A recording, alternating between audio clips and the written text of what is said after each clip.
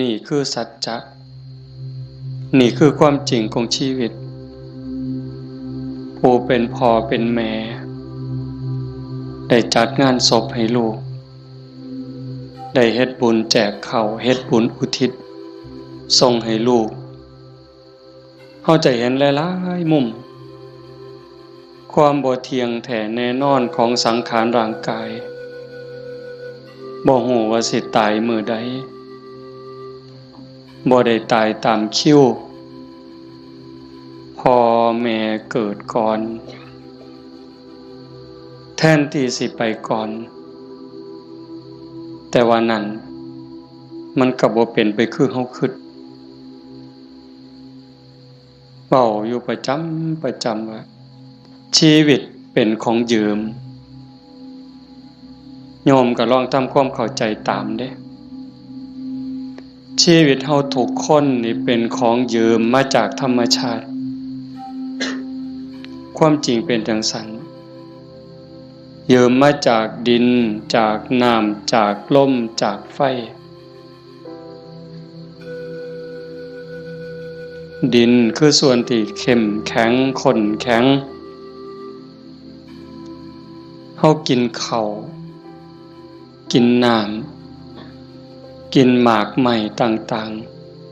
ๆขนมนมเนยก็เปลี่ยนสภาพส่วนที่เป็นธาตุดินก็กลายไปเป็นผมขนเล็บฟันหนังเนื้อเอ็นกระดูกตับไตไส้พุงน้ำที่เฮากลืนกินลงไปน้ำสะอาดน้ำสมน้ำหวานอีหยังก็แล้วแต่ผ่านลำคอลงไปปั๊บเขาก็สิเปลี่ยนสภาพไปเป็นน้ำเลือดน้ำเหลืองน้ำน้องน้ำดีน้ำเสลดน้ำลายนี่คือยืมจากธรรมชาติน้ำต่อน้ำลมต่อลมไฟต่อไฟดินต่อดินมื้อนี้เขาก็สืบต่อจักว่าจักหลอบลมหายใจเข้าหายใจออกนี่คือเอาดินไปต่อดินไฟที่ยังร่างกายให้อบอุ่นเผาอาหารให้ย่อยเฮ็ดร่างกายให้สุดโทรมเขาก็ทำหน้าที่ของเขาจังสิไฟก็สืบต่อกันไปเรื่อยๆลมก็สืบต่อกันไปเรื่อยๆถ้าส่วนใดส่วนหนึ่งเขาหยุดการทำงานชีวิตก็จบเพียงแค่ติดขัดธาตุดินธาตุน้ำธาตุลมธาตุไฟอันใดอันหนึ่งเพียงแต่เขาติดขัดของเล็กน้อยเฮาก็ป่วยเห็นบ่เฮาก็เกิดเจ็บป่วยขึ้นมาทันทีจังซั่นชีวิตเป็นของบ่ยั่งยืนความตายเป็นของยั่งยืนชีวิตเป็นของบ่เที่ยงความตายเป็นของเที่ยงแต่อาตมาเห็นญาติโยมได้ตั้งอกตั้งใจส่วนหนึ่งก็ดีใจนำคันสิว่าเสียใจก็แม่นอยู่ในส่วนที่ต้องจากกันไปโดยบ่มีมื้อกลับมาแต่ว่าในส่วนดีใจก็คือเห็นพี่เห็นน้องเห็นญาติเห็นโยมเข้าใจในเงื่อนไขของชีวิตว่ามันเกิดมาแล้วมันเอาความเจ็บมานำเอาความเฒ่าความแก่มานำเอาความพลัดพรากเอาความผิดหวัง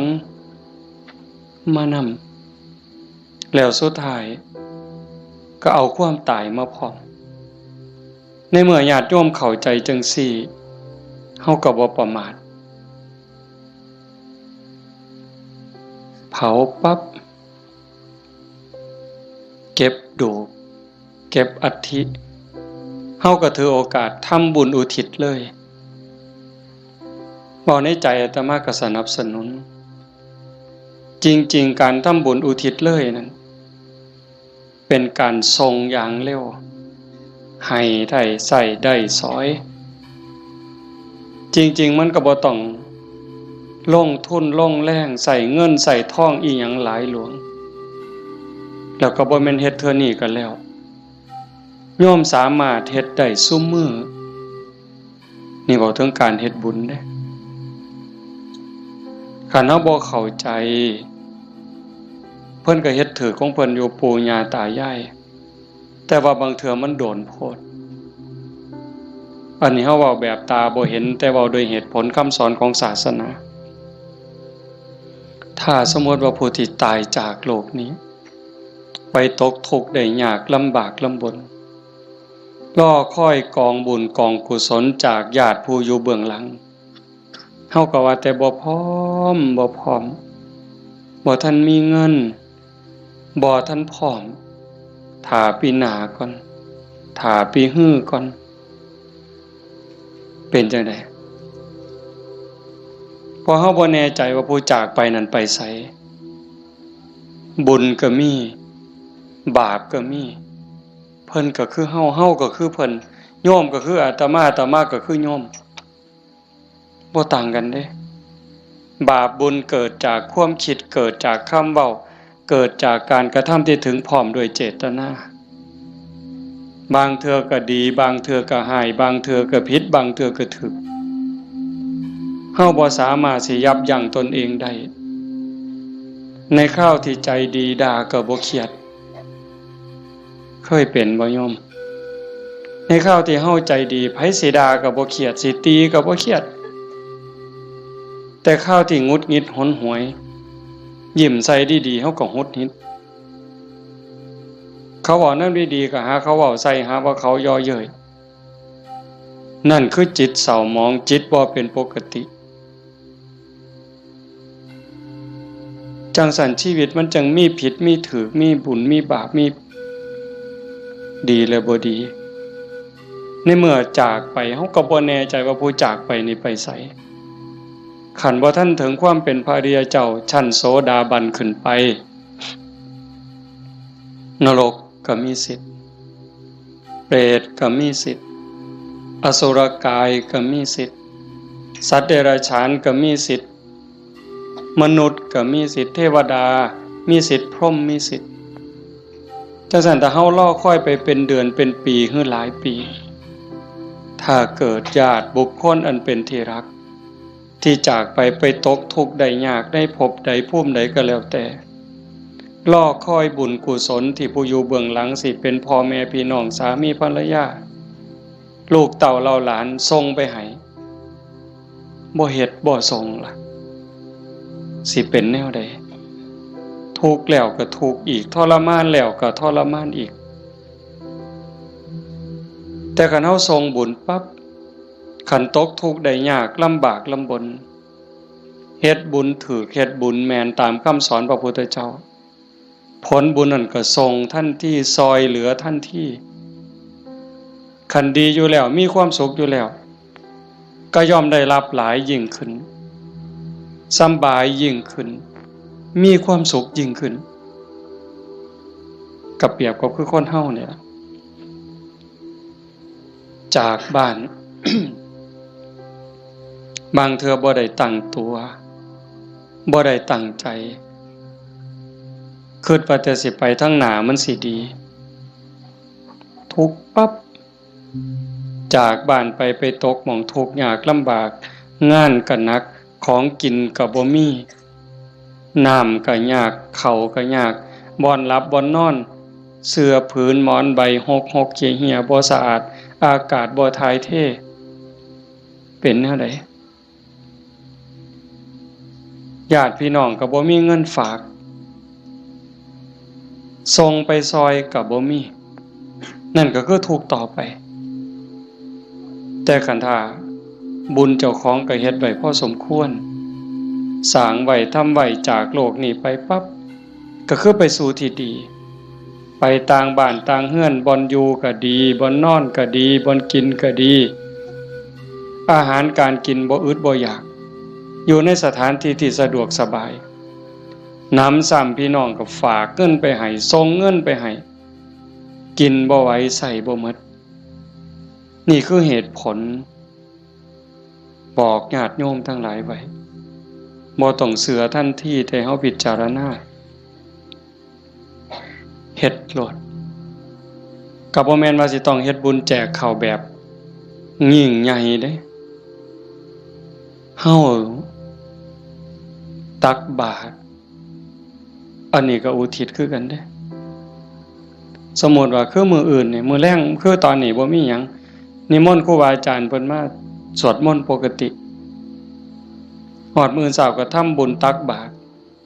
แล้วก็อุทิศบุญกุศลไปถึงอันนี้ก็ซ้ำแจกข้าวใส่บาตรหน้าบ้านหน้าเฮือนอันนี้ก็ซ้ำแจกข้าวไปจังหันไปเพ่นอันนี้ก็ซ้ำแจกข้าวอาตมาเว้ายืดยาวซื่อๆแต่ว่าคันโยมเฮ็ดโยมตั้งใจยามแลงกินข้าวแลงแล้วก่อนหลับก่อนนอนผู้เป็นลูกเป็นหลานเด้ผู้เป็นสามีเด้ก่อนหลับก่อนนอนไหว้พระอรหังสัมมาสวากขาโตสุปฏิปันโนเนี่ยคันทำวัดใดก็ทำคันทำบ่ใดก็เอาซ้ำนี่จากนั้นก็ตั้งนะโม3จบสวดอิติปิโสใดก็ดีคันสวดบ่ใดก็ซ้ำตั้งนะโม3จบแล้วก็นั่งสมาธิตั้งใจนั่งสมาธิคือเฮาเฮ็ดอยู่ตอนนี้สงบจิตสงบใจยืดกายตรงดำรงสติให้มันเฉพาะหน้าหายใจเข้าหูหายใจออกหูสิใส่พุทโธก็ได้ยุบหนอพองหนอก็ได้คือบ่ต้องใส่หยังบ่ต้องว่าอันใดบ่ต้องคิดอันใดมีสติหูเพียงแค่ลมเข้าลมออกลมหายใจเข้ามันกระทบที่ปลายจมูกผู้บางคนกระทบที่ริมฝีปากผู้บางคนลมชัดเจนที่ซ่านดังลมเข้ามันสิเย็นจักหน่อยลมออกมันสิอุ่นจักหน่อยเฮาก็หูอยู่ซ้ำนั้นหลับตาเบาๆเฮ็ดใจสบายหายใจเข้าหูหายใจออกหูได้5 นาที10 นาทีคันยิ่งหลายเท่าใดแห่งแต่ดีได้จัก30 นาทีโยมลองเบิ่งเด้มันเป็นบุญยอดบุญที่เว้าเนี่ยคันเฮาสิเฮ็ดบุญแจกข้าวตามธรรมเนียมตามประเพณีเหตุข้องที่บ้านเมืองเพิ่นพาเฮ็ดเลี้ยงเหล้าเลี้ยงยาขาหมูขางัวจ้างหนังจ้างหมอลำหมดเป็น 400,000 500,000เว้าซื่อๆหมดเงินเป็น 400,000 500,000แบบว่ามาเลี้ยงหนังจ้างหนังจ้างหมอลำเลี้ยงเหล้าเลี้ยงยาหมดเป็น 400,000 500,000บ่ได้บุญหลายซ้ำนั่งสมาธิ5 นาทีสำดอกไม่ออกด้วยเหตุผลของธรรมความเป็นจริงที่องค์สมเด็จพระบรมศาสดาสัมมาสัมพุทธเจ้าสอนไว้หมดเงิน 400,000 500,000 หรือหมดเป็นล้านบ่ได้บุญหลายซ้ำนั่งสมาธิ5 นาทีเด้1บุญเกิดกับเฮาโยมเฮ็ดบุญเฮ็ดหยังก็ตามเสียบุญอุทิศให้โยมไม่ออกท้องใบมื้อนี้คือกันบุญนั่นต้องเกิดกับโยมก่อนเกิดขึ้นกับจิตกับใจกลายเป็นสมบัติของโยมทุกคนซะก่อนแล้วก็จังอุทิศไปถึงบุญบ่มีโตแต่มันก็มีอานุภาพบาปบ่มีโตแต่ก็มีคุณภาพมีอานุภาพบุญส่งเสริมให้เกิดความสุขเกิดความสะดวกสบายเกิดความเจริญรุ่งเรืองในชาตินี้ในชาติหน้าได้สมหวังดังใจอันนั้นย้อนบุญบาปตามเผาผลาญเผาล้นให้เกิดความทุกข์ความเดือดร้อนความทุกข์ความเดือดร้อนในบ้านในเฮือนในชีวิตในครอบครัวเฮ็ดให้เกิดความผิดหวังนั่นให้โยมเข้าใจว่าผลของบาปทั้งหมดแต่สิ่งเฮ็ดให้เกิดความสุขเกิดความสบายอกสบายใจลูกดีผัวดีเมียดีขาดทาสบริวารคนรอบข้างเป็นคนดีมีศีลมีธรรมไว้เนื้อเสื่อใจสุขภาพแข็งแรงอายุมั่นคนยืนบุญทั้งหมดเฮาสิเฮ็ดบุญอุทิศให้ญาติให้ผู้ใดก็แล้วแต่บุญต้องเกิดกับจิตกับใจเฮาก่อนคือกันกับเฮาสิเอาขนม เอาเงินเอาทองเสื้อผ้าหนาแพร่เครื่องใส่ไม้สอยหยิบยื่นให้คนที่เฮาอยากให้สิเป็นไผก็ตามที่เฮาอยากให้เพิ่นเฮาก็ต้องมีของสิ่งนั้นในมือเป็นกรรมสิทธิ์เด็ดขาดของเฮาจะเอาขนมให้เอาเงินให้เอาหมักไม้ให้พ่อแม่พี่น้องลูกเต้าเหล่าหลานเฮาต้องมีขนมมีเงินมีทองมีหมักไม้เป็นสมบัติส่วนตัวเป็นกรรมสิทธิ์ของเฮาโดยเด็ดขาดจังสิสามารถหยิบยื่นให้ลูกให้หลานให้พ่อแม่พี่น้องบุคคลที่รักจังสิได้บุญคือกันต่างกันกับแก้วแหวนเงินทองบักไม้บักไหลจักหน่อยคือแก้วแหวนเงินทองบักไม้บักไหลนั่นเฮาให้แล้วมันหมดให้แล้วมันหมด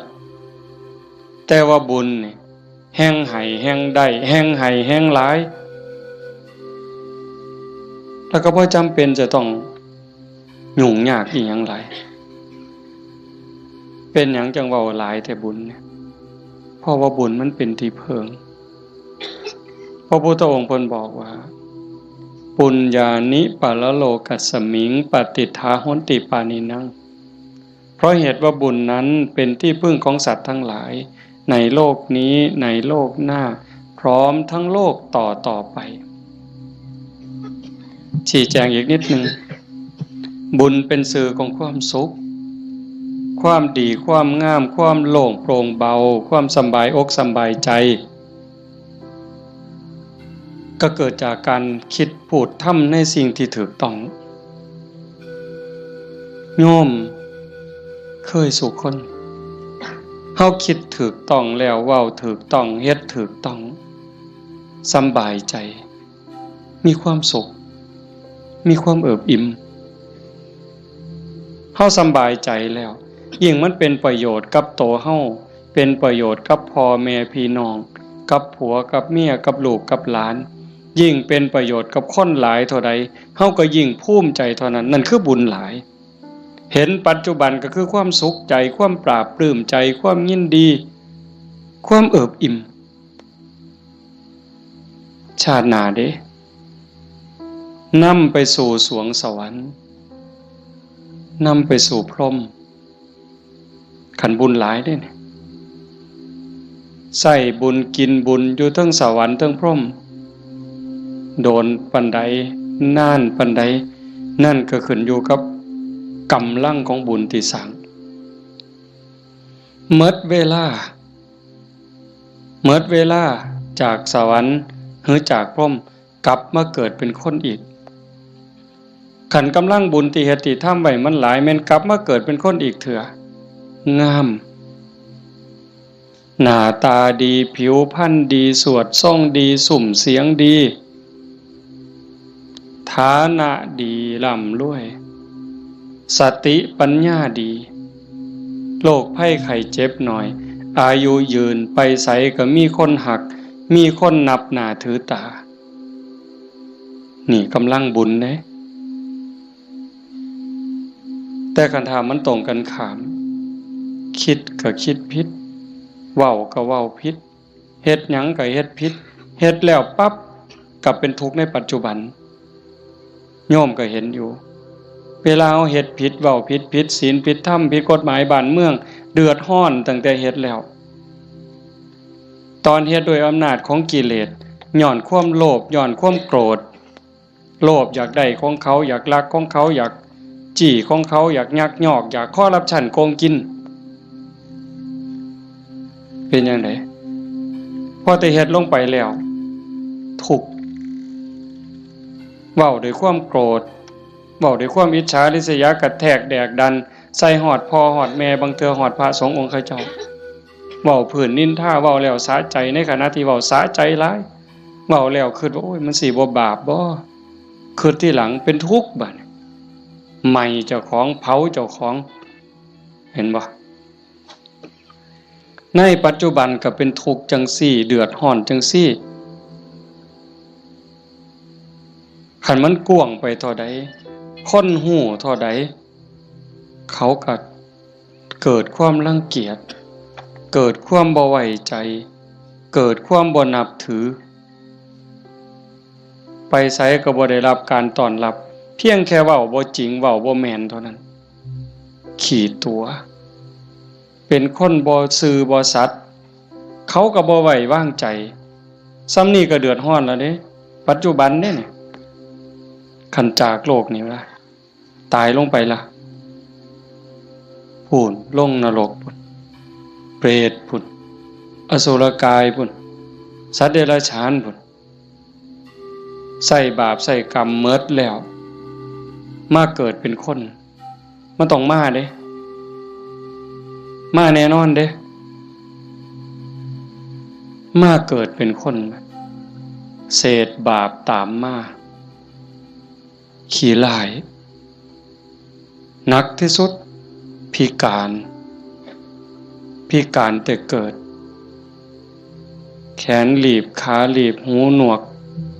ตาบอดแล้วแต่สิเป็นตั้งเถื่อก็สมบูรณ์อยู่แข้งขามือตีนสมบูรณ์คือเพิ่นแต่ว่าขี้ร้ายรูปร่างบ่งามบ่มีผู้ใดเฮ็ดให้ได้นี่พระเจ้าบ่เกี่ยวพระพรหมบ่เกี่ยวเทวบุตรเทวดาทั้งใดบ่เกี่ยวกรรมล้วนๆเพิ่นจังว่าสัตว์โลกเป็นไปตามกรรมกัมมุนาวัตติโลโกนี่ขี้ร้ายพร้อมโง่พร้อมปึกพร้อมโรคภัยไข้เจ็บหลายโซ่ออดแอดเป็นจังได๋บัดมันบ่แม่นขี้ร้ายแต่เจ้าของได้คันกรรมมันหลายๆบาปมันหลายๆเนี่ยเจ้าของทุกข์เจ้าของโง่เจ้าของขี้ร้ายแล้วได้ผัวก็ขี้ร้ายได้เมียก็ขี้ร้ายตื่มไปกิกได้ลูกได้เต้ามากก็คือกันขี้ร้ายแล้วบ่พอเด้โง่อีกสอนบ่ฟังอีกแนวดีแนวงามนี่สอนบ่จื้อบ่จำแต่ว่าแนวซั่วๆนี่บ่บอกมันจักเม็ดหาแต่เรื่องให้พ่อแม่เป็นทุกข์โยมเห็นบ่ตำบลบัวฮูงนี่ก็ตามอยู่ไสก็ตามซ่อมเบิ่งได้อย่าเสือเด้นั่นคือบาปเด้บ่ย้านสิเฮ็ดจังได๋บัดนี้ให้ผลตั้งแต่ปัจจุบันจนฮอดตายไปแล้วใส่บาปใส่กรรมแล้วกลับมาเกิดเป็นคนอีกเทื่อมันยังตามมาอยู่บาปเป็นสิ่งที่ต้องละต้องวางต้องย้านได้โยมสิ่งที่น่าย้านที่สุดเฮาสิว่าย้านงูแม่นอยู่ย้านงูย้านปิงอาตมานี่ผู้หนึงย้านหลายย้านปิงย้านงูย้านขี้เกียจย้านกับแกะนักย้านผีผู้ใดบ่ย้านเนี่ยผีหลอกผู้ใดเคยเห็นมันบ่เคยเห็นแต่ว่าก็ย้านหมดซุคนอันนี้ก็แนวนึงเด้ย้านผีย้านตายย้านทุกข์แต่ว่าย้านบาปบ่ย้านเว้ยผีมันก็บ่เคยเห็นอาตมาก็บ่เคยเห็นพ่อใหญ่แม่ใหญ่ผู้70 80ก็บ่ทันเคยเห็นผีแต่ว่าย้านอันบาปนี่เพิ่นบ่ย้านมันพาทุกข์พายากบ่มีอยู่บ่มีกินเฮ็ดให้ลำบากทุกข์อกทุกข์ใจอันนั้นมันบ่พากันย้านหวยคันคิดได้มันถูกย้านบาปพระพุทธเจ้าเพิ่นสอนให้ย้านบาปเพิ่นจังให้ละบาปทั้งปวงเฮ็ดบุญกุศลให้ถึงพร้อมแต่เฮ็ดบุญแล้วมันก็บ่ทันปลอดภัยไปสู่สวรรค์มันยังต้องกลับมาเกิดอีกไปสู่พรหมมันต้องกลับมาเกิดอีกเพิ่นจังให้ชำระจิตชำระใจให้สะอาดบริสุทธิ์สะจิตตะปริโยทปันนังการชำระจิตของตนให้ขาวรอบให้มันสะอาดบริสุทธิ์สิเดินจงกรมก็ได้สินั่งสมาธิก็ได้หรือแม้แต่เฮ็ดให้ใส่หน้าอยู่กลางทงกลางทาคันมีสติระลึกรู้ในอารมณ์ปัจจุบันฮู้ในอารมณ์ภกรรมฐานคันสมมุติว่าเฮาเบิ่งลมหายใจเนี่ยเฮ็ดหน้าอยู่ก็เบิ่งลมได้ย่างน้ำก้นงัวก้นข้วยก็เบิ่งลมหายใจได้เข้าห้องน้ำห้องส้วมก็เบิ่งลมหันใจได้แม้กระทั่งยามนอนไหว้พระแล้วนั่งสมาธิแล้วบ่ไหวแล้วอยากนอนลงก่อนมันสิหลับก็เบิ่งลมหายใจได้คันเฮานอนลงไปหายใจเข้าหูหายใจออกหูหลับยามใดก็สร้าง เพิ่นบอกว่าคันเฮานอนหลับไปกับลมหายใจเนี่ยเทวดารักษามีผลหลายได้โยมเทวดารักษาคันเฮาเจ็บไข้ได้ป่วยโรคอย่างน้อยๆโรคบ่แห้งมันนั่นดอกเศร้าโรคทางกายก็เบาบางโรคทางจิตทางใจก็เบาบางหนำซ้ำก็ยังเป็นบุญอีกเทวดาคุ้มครองรักษาบ่ไหลตายเด้เพราะว่าตัวสมาธิเนี่ยคอยเฮ็ดคอยสร้างคอยทำจังสันโยมเฮ็ดบุญแจกเขาแต่มาจังว่าสนับสนุนเฮามีโอกาสมื้อต่อไปปีต่อไปเฮาจะเฮ็ดจัดเป็นการเป็นงานก็จังว่ากันอีกเทื่อนึงเฮ็ดดูบ่ผิดเฮ็ดบุญนี่บ่ผิดพระพุทธเจ้าเพิ่นบอกว่าเฮ็ดดูๆเฮ็ดบ่อยๆให้ทำความพอใจในบุญนั่นเพราะการสั่งสมสะสมเอาไว้ซึ่งบุญนำสุขมาให้เฮ็ดดูบ่ผิดบุญแต่ว่าบาปอย่าเฮ็ดเพราะมันทุกข์มันเดือดร้อนศาสนาตั้งใจพาพี่พาน้องเฮ็ดบุญเห็นลูกหลานเด็กเล็กเด็กน้อยมาห่วมฟังเทศน์มานั่งฟังธรรมนำพ่อใหญ่แม่ใหญ่แต่มาว่ามันงามนี่คือความงดงามของชาวพุทธโยมจำไว้เด้พาเขามาส่วนเขามา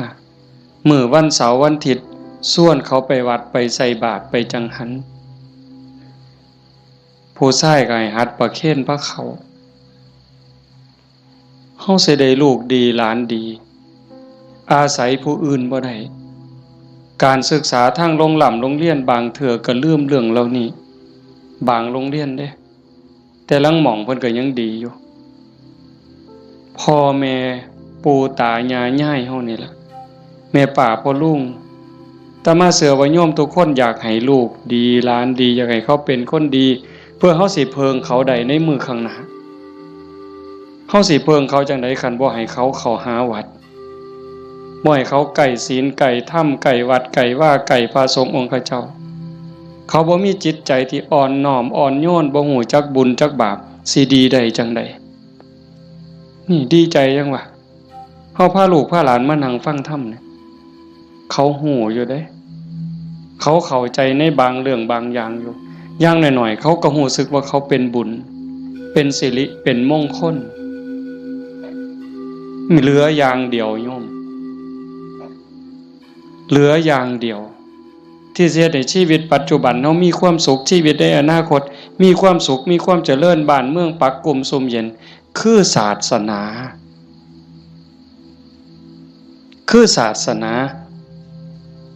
เรื่องกฎหมายนี่โยมเลิกยังเพิงบ่ได้ 100% ยิ่งพวกนักการเมืองสสต่างๆเศร้าเว้านำเลยพวกนั้นเพิงบ่ได้เข้าหาประโยชน์ใส่ตัวเขาต่างหากหักเข้าจริงๆบ่เป็นพี่เป็นน้องเขาจริงๆบ่บ่มีดอกคันเขาหักเข้าจริงๆนะหักบ้านหักเมืองจริงๆเขาต้องเฮ็ดสวัสดิการให้เฮาได้หลายบ่ต้องเอาของมาแจกดอกบ่ต้องเอาเงินเอาทองเอาเขาเอาของมาให้เฮาดอกพูนเขาไปสภาพพุ่นนำความทุกข์ความเดือดร้อนเฮาไปเว้าเป็นเรื่องเป็นราวต่อสู้เพื่อให้เกิดความมั่นคงในการเป็นอยู่ของพี่น้องประชาชน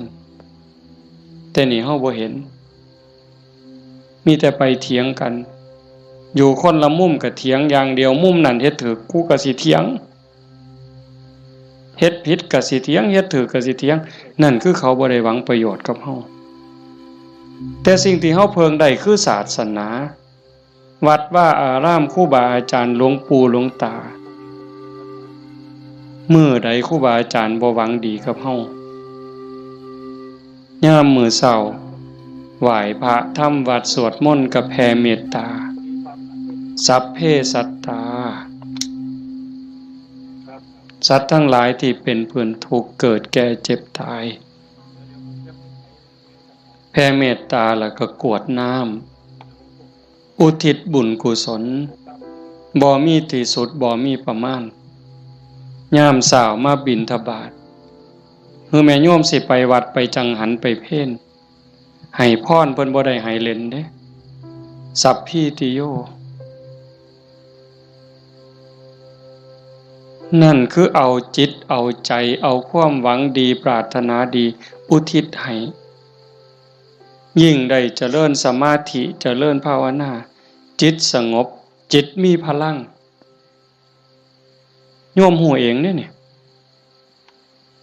โยมตัวคนหูเองเนี่ยนั่งฟังอาตมาเว้ามานี่มัน30 นาทีแล้วโยมฟังอาตมาเทศน์มา30 นาที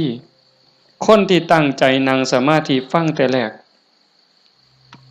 สิรู้สึกว่าตอนนี้กายเบา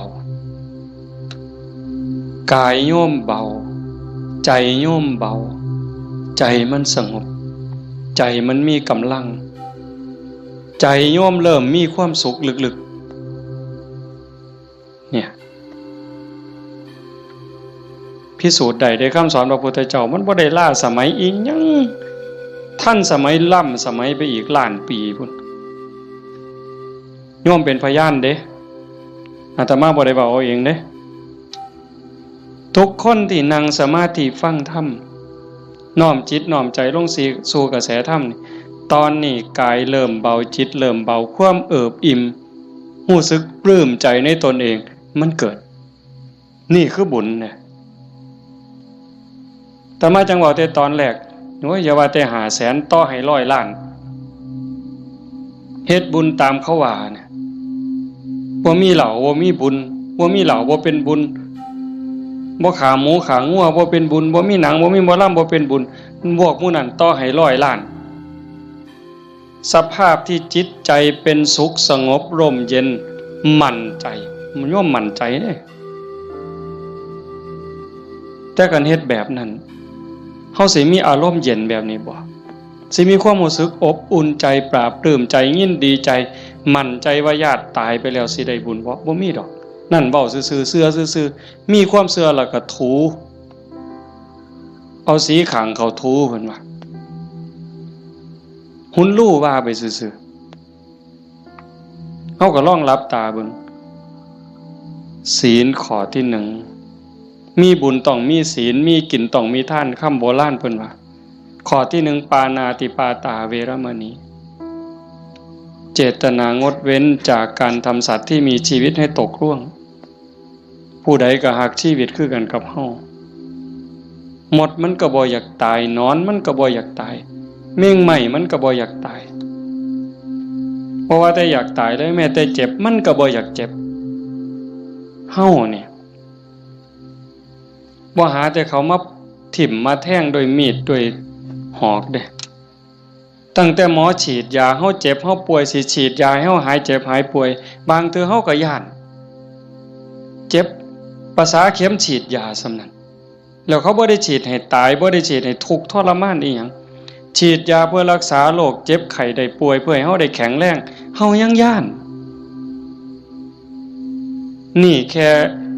เจ็บเด้เนี่ยสินับภาษาหยังบัดนี้เอาค้อนทุบหัวเขาเอามีดปาดคอเขาเอาใจเขามาใส่ใจเฮาทบทวนจังซี่เฮาก็เห็นบ่ล่ะข้อที่1ขาแล้วมันสิได้บุญมาแต่ไสบาปแล้วครับเลี้ยงเหล้าเลี้ยงยาข้อที่5ขาดไปอีกคันยิ่งมีหนังมีหมอลำมาอีหยังสิตามมาศีลข้อ3หลายๆคนอาจสิขาดย้อนงานบุญเฮางานบุญเฮาคือเอาเองเนี่ยมาเบิ่งหนังเฮาผู้บ่าวผู้สาวอาจสิเสียเนื้อเสียตัวย้อนเบิ่งหนังโป๊ย้อนเบิ่งหมอลำสิ่งมันเว้าลามกแม่นบ่แม่นไม่ออกบ่ออกทบทวนเอาเองอดีตหมู่เจ้าทบทวนเอาเบิ่ง หนังขาหนังแกงกินเหล้าเมายาแล้วตีกันตื้มบัดนี้เมาเหล้าแล้วเว้าเขาป่าเขาดงโกหกพกล่มใส่ลายป้ายสีศีลก็สีเสียอีก1แล้ว3 4 5เสียข้อที่2มาเบิ่งหนังเฮามาเบิ่งหมอลำเฮากลับไปลักไก่น้ำทางไปต้มอีกต่างหากหมดอ้อยซอยเลยเฮาเป็นต้นเหตุของบาปเลยบัดนี้แต่กันเฮ็ดแนวนี้อันพวกมานั่งฟังเทศน์นี่เอาตั้งแต่เด็กน้อยจนฮอดผู้เฒ่านี่ผู้ใดคือสิไปขากบเนี่ยลบไปนี่ผู้ใดสิไปขากุ้งเนี่ยแล้วบ่มีคือสิโอ้ยลบมื้อนี้ลักบักนาวนำทางดอกเว้ยมีบ่แล้วสิไปผิดผัวผิดเมียเขาดอกคิดก็บ่กล้าเฮาเชื่อมั่นเราได้บาปมีบุญมีชาติหน้าชาติก่อนมีนรกสวรรค์มีเฮ็ดดีดีจริงเฮ็ดชั่วจริงผู้ใดเฮ็ดอันใดได้อันนั้นหว่านพืชเช่นไรได้ผลเช่นนั้นเห็นบ่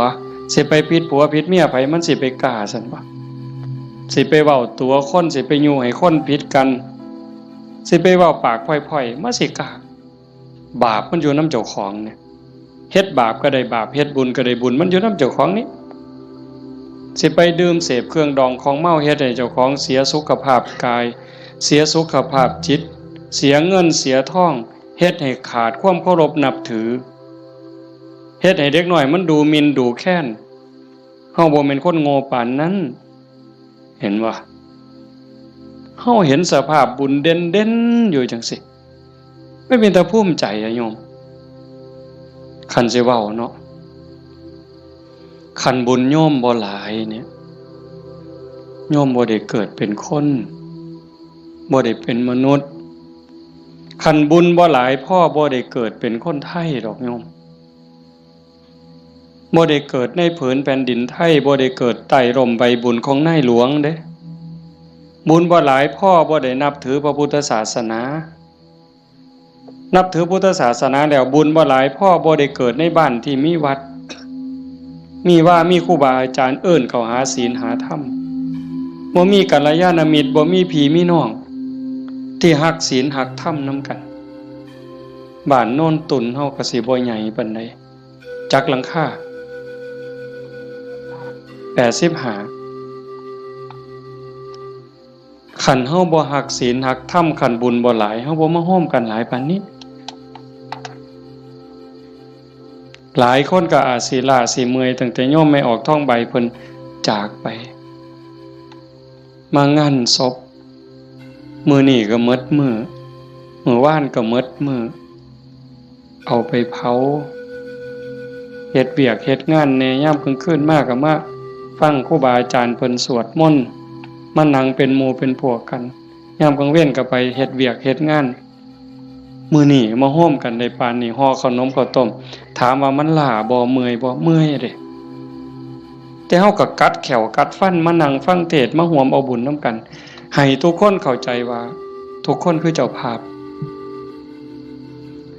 บ่แม่นแต่พ่อแม่กับสามีกับลูกหลานเด้ทุกคนคือเจ้าภาพอาตมาก็คือเจ้าภาพผู้หนึ่งเจ้าภาพอันใดเฮามาร่วมบุญสร้างบุญร่วมกันพระพุทธเจ้าเพิ่นบอกว่าเฮาทุกคนนี่โยมเคยตกนรกมาเมิดเคยเป็นเปรตเป็นอสุรกายเป็นสัตว์เดรัจฉานเป็นเทวดาเป็นพรหมเป็นมนุษย์เกิดมานับชาติบ่ถ้วนเปรตลิงเล่ไล่แมงใหม่ที่มันตอมหลอดไฟกบเขียดตั้งแต่นรกอเวจีไป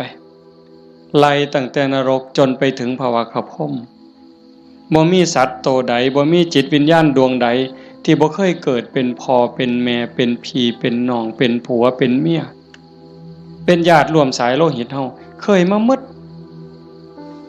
แต่ว่าเฮาบุญหลายชาตินี้เนื่องจากว่าชาติก่อนๆพบก่อนเฮาเคยมีศีล5มีกุศลกรรมบท10ที่สร้างไว้ทำไว้พอสมควรจังส่งผลให้เฮาได้เกิดมาเป็นคนมาเป็นมนุษย์ผู้มีศีลละเอียดให้ทานไว้ดีรักษาศีลไว้ดีเจริญสมาธิไว้ดี รูปร่างหน้าตาผิวพรรณฐานะสติปัญญาจังดีจังงามกลัวกันเป็นขันเป็นตอนนั่นคือพลังบุญของเจ้าของเจ้าสัญโยมไม่ออกท่องใบสาสังที่เพิ่นจากไปแต่มาว่ากลับบ้านเก่าบ่ได้ตายดอกเมื่อบ้านเก่าอีหยังเมื่อบ้านเก่าดินเมื่อบ้านเก่าลมเมื่อบ้านเก่าไฟเมื่อบ้านเก่าน้ำเมื่อบ้านเก่าเพราะว่าเฮายืมเขามายืมจากธรรมชาติยืมจากดินน้ำลมไฟมาปั่นเป็นเนื้อเป็นตัวเมื่อเวลาเขาก็มาเอาคืนโยมเคยยืมเสียมไทบ้านบ่เคยยืมเสียมเคยยืมมีดเคยยืมบักจกเคยยืมขอดหน่อยเคยยืมขาดบ่ยืมเพิ่นมาเนี่ยสิสัญญาก็ตามบ่สัญญาก็ตามลางเทื่อเฮาสัญญาว่ายืมไปจักมื้อเนี่ยแต่เฮาเอามาเพิ่นก็ว่าเอาไปซะเอาไปใส่จักมื้อก็เอาไปตอนนั้นเพิ่นบ่ทันจำเป็นถ้าเกิดเฮาเอามาฮอดเฮือนปั๊บเพิ่นเกิดมีเรื่องจำเป็นขึ้นมาด่วนๆเพิ่นมาเอาคืนโอ้ข่อยเอามาเฮ็ดซะก่อนเด้อข่อยจำเป็นแล้วเฮาก็ว่าโอ้ยข่อยยืมของเจ้ามาตัวเฮาสิไปว่าจังได๋ต่อรองจังได๋บ่ได้เด้มันของเพิ่นคือยืมเงินยืมทองเขานี่แหละยืมมาใช้หนี้บ่ยืมมาซื้ออยู่ซื้อกินหยังก็แล้วแต่ฮอดวันเวลาบางเทื่อบ่ทันฮอดยิ่งบ้านนอกเฮายืมแบบพี่แบบน้องบ่ได้สัญญาอีหยังกันพ่อหน้ายามใดเพิ่นก็ทวงลางเทื่อเพิ่นบ่ทวงเฮาก็เกรงใจอันนี้ก็ยังพอเว้ากันได้แต่กับพญามัจจุราชต่อรองแนวใดพญามัจจุราชบ่เห็นแก่เงินค่ำแม่นสิมีเงินกือไทยเอาบ่มีได้บ่สนไต่โตบ่สนผู้ใดมีอำนาจนายพลนายพันเจ้าใหญ่นายโตพระสงฆ์องค์เขาเจ้าคุณสมเด็จบ่งึดบ่สนใจซ้ำบ่เกรงใจอีกซ้ำขันบาปหลายก็โยนนรกโลดขันบุญหลายก็ไปตามทางจังสั่นเฮามีบุญได้เกิดมาพ้อพระพุทธศาสนามีกัลยาณมิตรมีพี่มีน้องที่หวังดีต่อกันเฮาก็ตั้งใจเฮ็ดบุญให้เจ้าของเฮ็ดบุญในมื้อนี้เทิงทานเทิงศีลเทิงภาวนาฟังเทศน์ฟังธรรมอ่อนน้อมถ่อมตนขนขวายในกิตติชอบเนี่ยก็ขอให้เฮาตั้งใจว่าเฮาเฮ็ดให้เจ้าของเบื้องต้นโยมทุกคนก็เฮ็ดให้เจ้าของเด้ไหว้พระโอ้คันเว้าถึงบุญนะโยมตั้งแต่ไหว้พระเนาะคันเฮ็ดด้วยความเข้าใจเด้คันเฮ็ดด้วยความเข้าใจเพียงแค่เฮาไหว้พระอรหังสัมมาสัมพุทโธภควาเข้าใจในความหมายว่าพระพุทธเจ้าเป็นพระอรหันต์ดับเพลิงทุกข์เพลิงกิเลสตรัสรู้ชอบได้ด้วยพระองค์เองเข้าใจว่าพระพุทธเจ้าคือไผเนี่ยแล้วก็กราบลงไปบุญมหาศาลหลายกว่าสร้างโบสถ์เป็นหลังบุญไม่ออกไม่เว้าไปปื้ออีกเด้คันสร้างโบสถ์บ่เข้าใจเฮ็ดโบสถ์แข่งกันถือกระสอบไปหาเหลี่ยไล่ได้เงินมากก็ขายน้ำทางในกินเหล่าเนี่ยเพราะเป็นประโยชน์สู่เฮาเฮ็ดจังซี่บ่ได้สัมอรหังสัมมาสวากขาโตภควตาธัมโมพระธรรมเป็นสิ่งที่พระผู้มีพระภาคเจ้าตรัสไว้ดีแล้วถูกต้องแล้วงดงามแล้วเป็นไปเพื่อดับทุกข์ในคำสอนพระพุทธเจ้าเข้าใจจังซี่แล้วกราบลงไปงามๆโอ้ยสำนี้ก็พ่อโยมสุปฏิปันโนภควโตสาวกสังโฆพระสงฆ์สาวกของพระผู้มีพระภาคเจ้าปฏิบัติดีแล้วพระสงฆ์คือไผด้วยความเข้าใจของชาวบ้านคือนี่โกนหัวนุ่งเหลืองห่มเหลืองเนี่ย อันนี้เป็นสมมุติสงฆ์แต่สงฆ์จริงๆโยมก็เป็นสงฆ์คู่แห่งบุรุษ4คู่นับเรียงตัวบุรุษได้8บุรุษพอออกไม่ออกก็คือพระญาติโยมก็เป็นสงฆ์เป็นพระขันโยมปฏิบัติดีมีศีลมีธรรมมีจิตใจเมตตากรุณาโมทิตาอุเบกขาหวังดีกับทุกคนความโลภความโกรธความหลงความอิจฉาริษยาอาฆาตพยาบาทในใจของญาติโยมหน่อยลงเบาบางลงถึง 20% 25%หมดไป 25% ความโลภความโกรธความหลงอิจฉาริษยาเบาบางไปจากใจเฮา 25% โยมเป็นพระโยมเป็นสงฆ์มีลูกมีผัวมีเมียเฮ็ดให้ใส่หน้าทำมาหากินเป็นปกติแต่โยมกลายเป็นพระอีหลีได้บ่เนี่ยเป็นพระอีหลีพระจริงๆที่พระพุทธเจ้ายอมรับนับว่าเป็นลูกเห็นบ่อาตมาบ่ได้เว้าเอาเองจักเม็ดให้โยมนุ่งเหลืองห่มเหลืองโกนหัวนอนอยู่วัดแต่ขันธกิเลสยังมี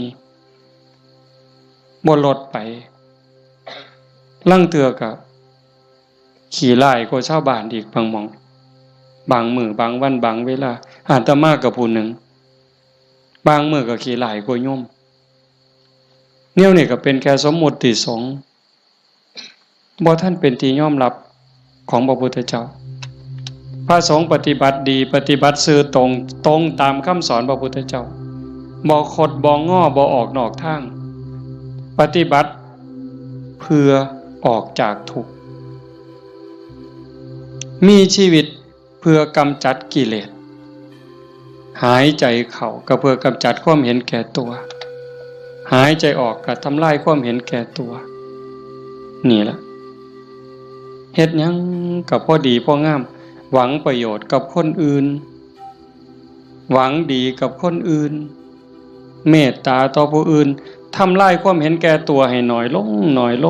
งทำลายแค่ความเห็นแก่ตัวให้มันเบาลงบางลงหน่อยไป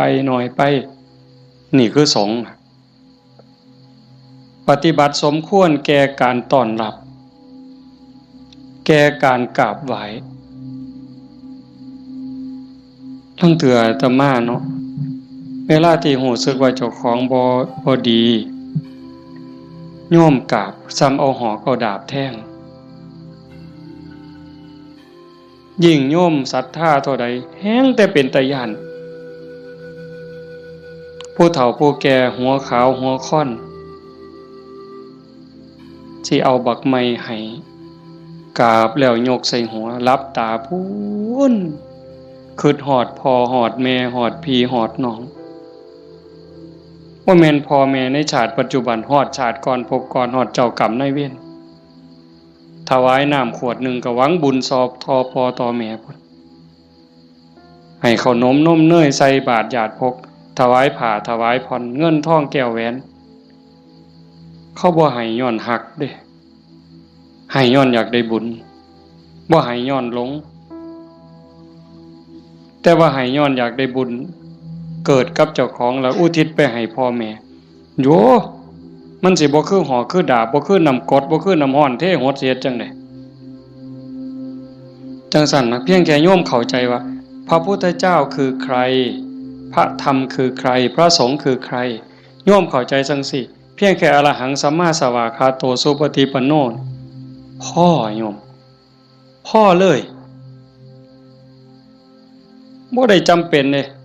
ว่าเฮาต้องเฮ็ดใหญ่เฮ็ดโตหมดเงินเป็นแสนเป็นล้านบ่ลองเบิ่งน่ะขันไม่ออกพอออกบ้านโน่นตุ่นเฮาเป็นจังซี่นี่ก็เฮามีศีลมีธรรมในใจเด้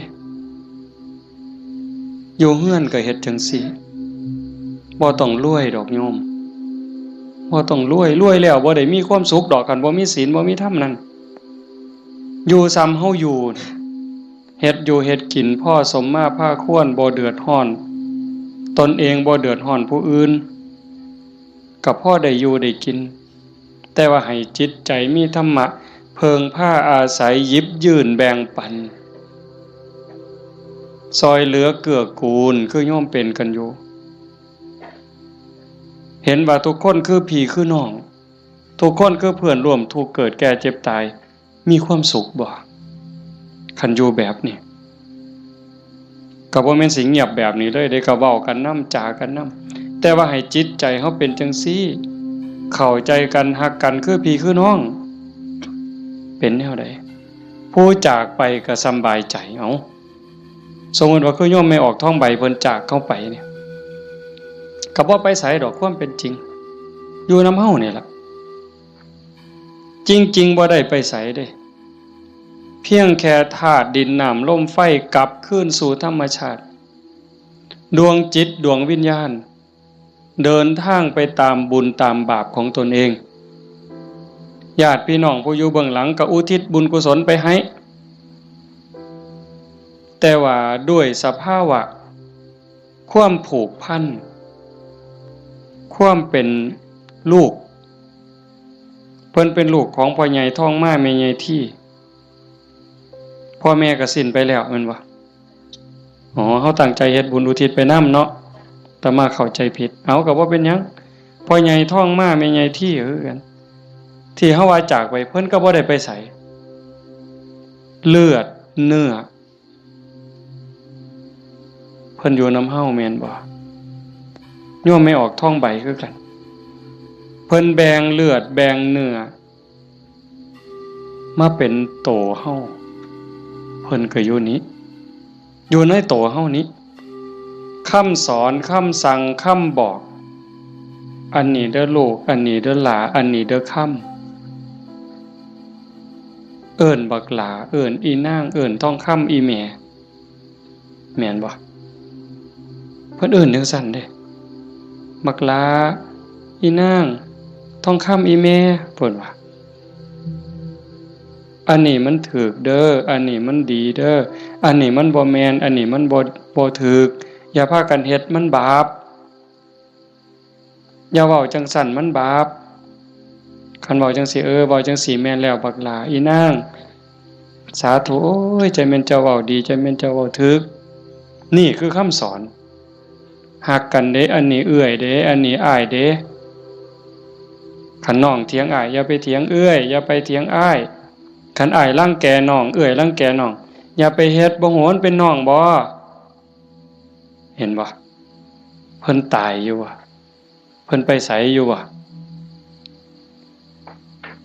ดินดอนตอนหญ้าเฮือนซ่านบ้านซองจากเหงื่อจากแห้งอาบเหงื่อตังน้ำสร้างหลักฐานให้ลูกได้อยู่เป็นของเพิ่นบ่จังว่าคันคิดฮอดพ่อคิดฮอดแม่นั่นก็ฮักพี่ฮักน้องอยากให้พ่อแม่ได้กินข้าวกินน้ำนุ่งเสื้อผ้าหน้าแพรดีๆงามๆคันแม่นพ่อแม่บ่อยู่นำเป็นเนื้อเป็นตัวแล้วก็เฮ็ดกับพี่กับน้องนั่นล่ะอยากเว้ากับพ่อแม่ม่วนๆก็เว้ากับพี่กับน้องนี่ล่ะเว้ากับป้ากับลุงมันคักแท้เด้โยมคันเฮาคิดให้มันเข้าใจนี่พ่อแม่บ่ไปไสปู่ย่าตายายบ่ไปไสแล้วทุกคนก็คือพี่คือน้องเข้าใจให้มันคักๆเข้าใจดีๆในคำสอนพระพุทธเจ้าประเสริฐที่สุดบ่มีศาสนาใดสิสอนความจริงความถูกต้องงดงามเกินพระพุทธเจ้าบ่มีผู้ใดสิฮักเฮาหวังดีต่อเฮาเกินพระพุทธเจ้าจังบอกคำสอนเอาไว้เพิ่นบ่บอกให้เฮาไปทำพิธีอันนั้นอันนี้ดอกอันนั้นบ่แม่นพิธีสะเดาะเคราะห์ต่อชะตาเสริมดวงพระพุทธเจ้าบ่สอนบ่แม่นเว้าดีต่อกันนี่พระพุทธเจ้าสอนคิดถูกต้องพูดถูกต้องทำถูกต้องจากถูกต้องก็จังไปสู่ดีงามอย่าว่าดีเด้อย่าว่าดีก่อนดียังบ่ทันถูกต้องเด้คันคนเขามักกินเหล้าเฮาซื้อเหล้าสู้กินเขาว่าดีเด้แม่นบ่ล่ะคันพวกผู้ชายมักเล่นมักเที่ยวมีหมู่พาไปเที่ยวซ่องเขาว่าบักนี่ดีเด้พวกมักเล่นไพ่เล่นไฮโลเล่นการพนันส่วนเฮาไปเล่น ต้มไก่สู้กินพร้อมเล่นเอาเงินเอาพร้อมยังว่าดีอยู่เด้หั่นแต่มันบ่ถูกแต่คันมีคำว่าถูกต้องแล้วคิดถูกต้องเว้าถูกต้องกระทำถูกต้องดีงามตามมาบ่เสียหายจังซั่นจากนี้เป็นต้นไปเฮาบ่ว่ามื้อใดเฮาสิจากโลกนี้บ่มีผู้ใดฮู้จักคนว่าเฮามีเวลาอยู่ในโลกนี้อีกจักมื้อจักปีจักเดือนจักวันจักเวลาจักชั่วโมงจักนาทีบ่ฮู้จักคนโซ่ก็ตายบ่โซ่ก็ตายเด็กน้อยก็ตายหนุ่มสาวก็ตายผู้เฒ่าผู้แก่ก็ตายเฮ็ดจังได๋สิไปว่าถามื้อนั้นก่อนถามื้อนี้ก่อนโอ้ยมันต่อรองได้ซะบ่มื้อนี้เฮายังมีสติมีปัญญาบ่เจ็บบ่ไข้โยมเอ้ยเฮาบ่ได้เจ็บบ่ได้ไข้บ่โรคบ่ได้ป่วยเฮ็ดหยังได้ให้เฮ็ดยิ่งกับพ่อกับแม่นี่เด้อฟ้าวเฮ็ดคันพ่อแม่เพิ่นยังมีชีวิตโอ้ผู้นั้นบุญหลายเด้อผู้พ่อแม่ยังมีชีวิตอยู่นี่ผู้นั้นมันบุญหลายเกินบุญโยมเป็นหยังพ่อแม่เพิ่นทุ่มเทให้เฮาหมดชีวิตเป็นครูคนแรกเป็นเทวดาของบุตรเป็นพรหมของบุตรเป็นพระอรหันต์ของบุตรทุกสิ่งทุกอย่างที่พ่อแม่เพิ่นมีเพิ่นให้เฮาหมดเฮาอยากรู้ว่าพ่อแม่นี่ฮักเฮาส่ำใดทุ่มเทเสียสละเพื่อเฮาส่ำใดโยมบ่ต้องไปถามเพิ่นดอกโยมถามเจ้าของถามเจ้าของพวกเฮาเป็นพ่อคนแม่คนโยมฮักลูกตั้งแต่มื้อใด โยมไม่ออกเด้โยมพอออกก็คือกันนั่นล่ะฮักลูกตั้งแต่มื้อใดฮักลูกตั้งแต่ว่ามีลูกเกิดในท้องแม่นบ่ไม่ออกฮะพอรู้สึกว่าตั้งท้องปั๊บเนี่ยไม่ออกนี่ฮักแล้วเด้ทุ่มเทความฮักให้กับลูกในท้องแล้วพ่อก็คือกันผัวคือกันทั้งที่บ่ฮู้เด้นี่ว่าลูกสิเกิดเป็นผู้หญิงเป็นผู้ชายสิขี้ร้ายหรือสิงามสิโง่หรือสิฉลาดสิพิการหรือบ่พิการสิเป็นพระหรือสิเป็นมหาโจรโยมบ่ฮู้เลยลูกในท้องนี่สิเป็นหญิงเป็นชายพิการหรือบ่สิเป็นพระดีจิตใจดีใจงามซ้ำพระเกินพระหรือสิเป็นมหาโจรยิ่งกว่ามหาโจรโยมบ่เกี่ยวฮักอย่างเดียวเลยบัดนี้แม่นบ่ไม่ออกแม่นอยู่ว่าแนวนี้เพิ่นก็คือเฮาบัดนี้หาได้บาทใดก็เพื่อลูกหาได้บักไม้บักไหลผู้ผัวไปป่าไปดงได้บักไม้บักไหลก็จะมาให้เมียกินเพื่อให้ลูกแข็งแรงพุ่นเด้คันว่ามันสิคลอดง่ายลูกสิแข็งแรงสิคลอดง่ายเมียน้ำนมสิหลายหามาเห็นบ่มือคลอดก็เกือบล้มเกือบตายพุงคนก็ตายอีหลีจักเจ็บจักปวดเพราะปานใดแต่เครียดให้ลูกบ่บ่ได้เครียดให้ลูกอยู่ไฟเดือน4เดือน5ม่วนซั่นบ่ตั้งแต่อยู่ใต้ห่มไม้เอาผ้าวี่มันก็เหงื่อแตกเหงื่อแตนนั่นนางฝิงไฟเด้นางฝิงไฟเดือน4เดือน5ต้มน้ำร้อนสดน้ำร้อนกินน้ำร้อนบัดแนวกินกับข้าวได้กินข้าวกับเกลือเลี้ยงตัวสิใหญ่แต่ละคนดมดากดมก้นเช็ดขี้เช็ดเหงียวป้อนข้าวป้อนน้ำเธอสิใหญ่มาแต่ละคนหมดข้าวจักเหล้าเสื้อผ้าหมดจักชุดหมดเงินจักแสนคือประมาณบ่ได้กลัวลูกสิใหญ่มาแต่ละคนเพิ่นก็คือกับเฮาฮักลูกจังซั่นสิตอบแทนแนวใดพระพุทธเจ้าเพิ่นสอนหน้าที่ลูกไว้ท่านเลี้ยงมาเลี้ยงท่านตอบเลี้ยงกายเพิ่นคือเพิ่นเลี้ยงเฮานะเลี้ยงใจเพิ่นก็คือเพิ่นเลี้ยงเฮา พ่อแม่เลี้ยงใจเฮาคือเพิ่นสอนอันใดถืออันใดผิดอันใดดีอันใดชั่วอันใดเป็นบุญอันใดเป็นบาปอันใดควรบ่ควรนี่คือเพิ่นเลี้ยงวิญญาณเฮาก็เลี้ยงจิตวิญญาณเพิ่นด้วยการเป็นคนดีฮักกันระหว่างพี่ระหว่างน้องทำโตเป็นคนดีพ่อแม่สิโอ้ยโยมเป็นยาอายุวัฒนะอันนี้ก็บ่ต้องไปถามพ่อถามแม่อีกละถามโยมเนี่ยขันลูกเขาเป็นคนดีหูจะคว่ำหลานเสือถอยฟังคว่ำบอกง่ายสอนง่ายโยมมีความสุขบ่อยากยื่นบ่ขันยิ่งเป็นคนดีจนชาวบ้านเขายกย่องเขาสรรเสริญโอ้ยใจแม่นอ่อนซ่อนเด้อีหล่านี่มันก็หูจะคว่ำแต่บักหำนี่คือดีแท้เป็นตาอ่อนซ่อนเด้ย่ายอยากตายบ่บัดนี้ยื่นบ่เจ้าอยากยื่นแท้แต่ขันลูกมันบอกบ่ได้สอนบ่ฟังหลานก็โอ้บอกจังหนึ่งไปจังหนึ่งเถียงคำบ่ตกฝากแม่นสิป้อนสร้างมือละโตย่ายก็บ่อยากยื่นอยากตายให้มันแล้วอุกอังสังกะญาลูกหลานมันบ่ฮู้จะคว่ำเอิ้นหาพญากรรมพญาเวรพุ่นแล้วมาเอาผู้ขาไปถอนโลดตัวแต่สั่นยังว่าเลี้ยงพ่อเลี้ยงแม่เลี้ยงกายเลี้ยงใจพุทธเจ้าเพิ่นบอกเด้ท่านเลี้ยงมาเลี้ยงทั้งตอบทำการงานของท่านซอยเวียกซอยงานส่วนเหือส่วนแห้งเพิ่นบ่บอกก็เฮ็ดแนวเฮ็ดได้แนวมันถูกต้องดีงามส่วนเวียกส่วนงานเพิ่นนี่คือเรื่องที่2ท่านเลี้ยงมาแล้วเลี้ยงท่านตอบทำกิจการงานของท่านรักษาวงตระกูลมิให้ตกต่ำอันนี้หน้าที่ลูกเด้รักษาวงตระกูลอย่าให้ตกต่ำอย่าเอาชื่ออย่าเอานามสกุลนี่ไปไว้นำตำรวจอย่าเอานามสกุลนี่ไปอยู่โรงอยู่ศาลอย่าเอานามสกุลนี่ไปอยู่คุกอย่าให้เขาดูหมิ่นดูแค้นโอ้ยซุ่มนั้นบ่เพิ่นว่าเป็นจังได๋คันลูกสาวก็บ่รักนวลสงวนตัวไปเที่ยวทั่วทิพย์คันลูกชายก็นักเลงจักกินเหล้าเมายาจักฆ่าจักยาเสพติดอีหยัง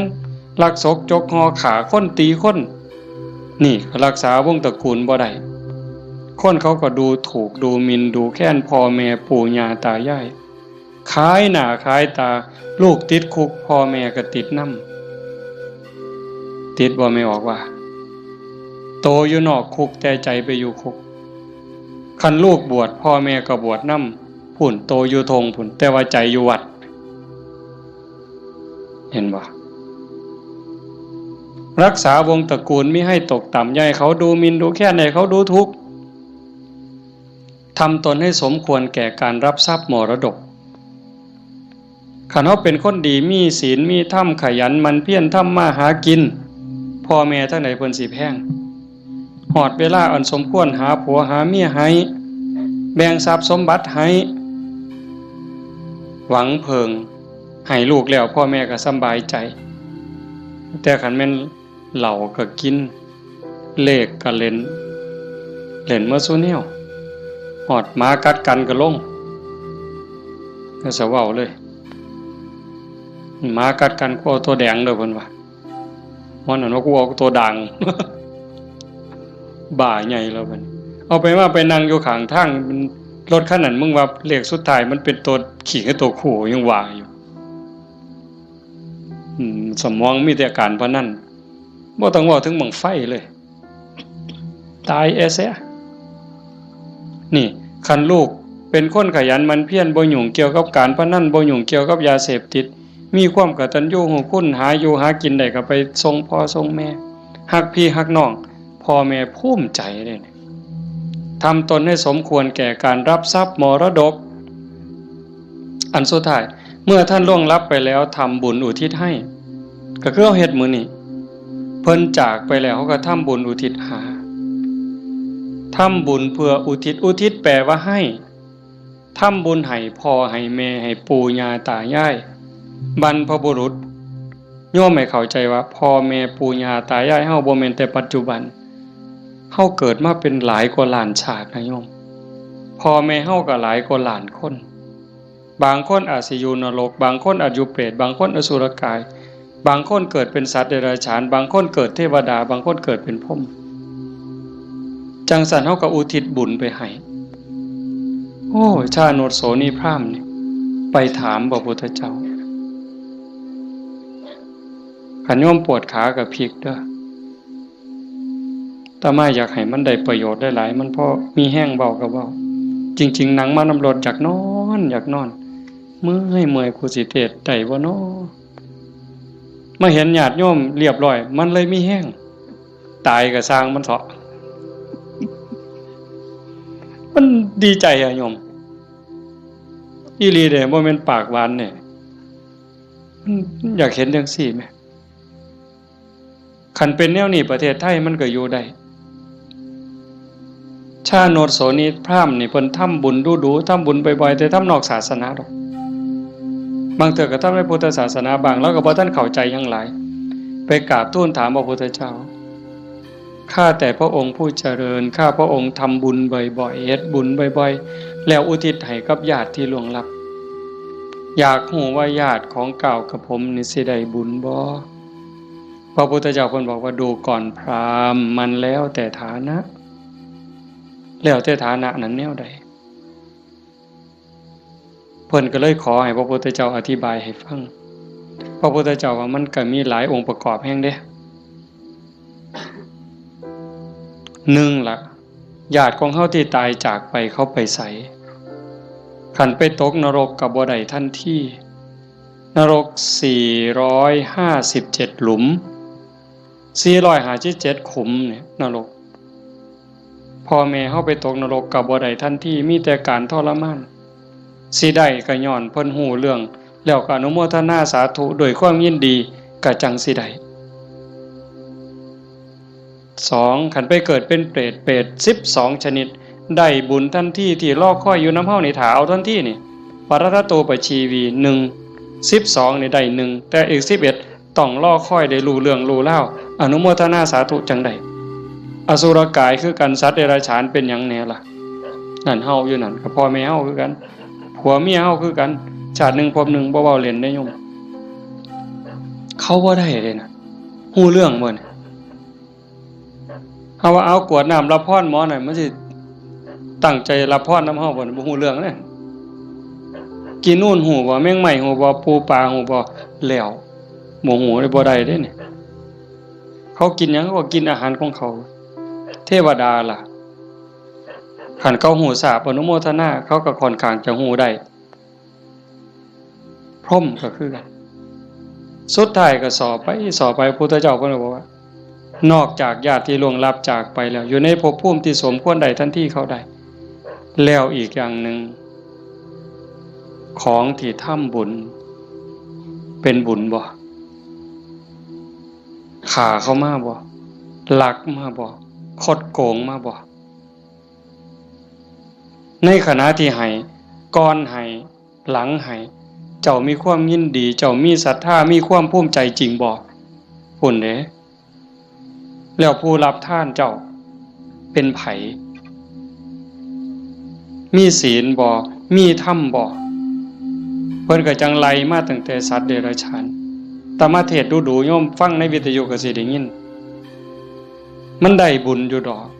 ซ้ำแม่ครัวนี่ส้มแม่ครัวนี่ล้างถ้วยล้างซ้ำก่อนสิเทน้ำล้างถ้วยล้างซ้ำล้างหม้อลงในดินลงขี้สิกไม่ออกตั้งใจว่าสาธุเด้อ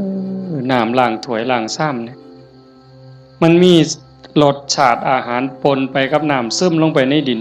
ให้พวกสัตว์อยู่ในดินพวกไส้เดือนต่างๆให้มันกินได้อยู่ได้กินแล้วให้มันมีความสุขกายสุขใจซ้ำนี่ก็ได้บุญนับประมาณบ่ได้ได้บุญหลายก็ไล่ขึ้นมาจากสัตว์เดรัจฉาน100เทื่อพันเทื่อบ่ได้บุญหลายเท่ากับให้คนผู้บ่มีศีลขี่เหล้าเมายาขี่ลักขี่ป่นตีหัวหมาด่าแม่คนได้หลายกว่าให้กับสัตว์เดรัจฉานจังซั่น100เทื่อพันเทื่อให้คนขี่เมาบ่มีศีลบ่มีธรรม100เทื่อพันเทื่อ